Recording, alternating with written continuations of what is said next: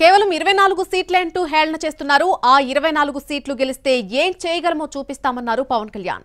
జనసేన ఎన్ని సీట్లు తీసుకుంటే తమకేమీ తేడా లేదని మంత్రి వేణు కౌంటర్ ఇచ్చారు. ప్రజలే అంతిమ నిర్ణేతలని చెప్పారు.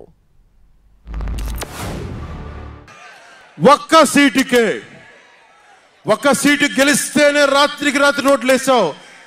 జనసేన 24 సీట్లతో ఏం చేయగలరో మీరు ఊహించుకోగలరా?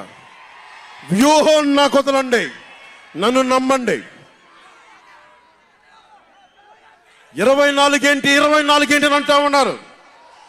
విశ్వామిత్రుడు, బ్రహ్మర్షి విశ్వామిత్రుడు బ్రహ్మపదానికి వెళ్ళడానికి కూడా 24తోనే. గాయత్రి మంత్రం 24 అక్షరాలు.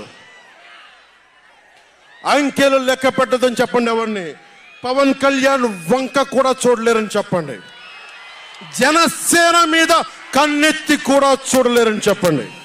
24 సీట్లు తీసుకుంటారా, 2 సీట్లు తీసుకుంటారా, మొత్తం సీట్లే తీసుకోరా, లేకపోతే తెలుగుదేశం జెండాని మీ బుధాన్ని వేసి మోసుకుంటారా?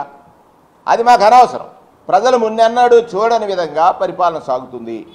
బాబాసాహెబ్ అంబేద్కర్ గారు ఆలోచించిన రాజ్యాంగబద్ధమైనటువంటి పాలన ప్రజల దగ్గరికి చేరుతుంది అనేటువంటిది నిరూపించాడు 5 సంవత్సరాల కాలంలో.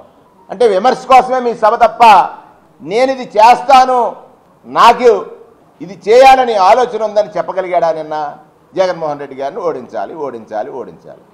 చంద్రబాబు నాయుడు గారు సామాజిక న్యాయం అంటే కేవలం ఆయన సామాజిక వర్గీయులే ఆయనకు చెంతనుండాలి. ఇవాళ మీరు ఇచ్చినటువంటి సీట్లలో కూడా ఆ ఉదంతాలు బయటపడ్డాయి.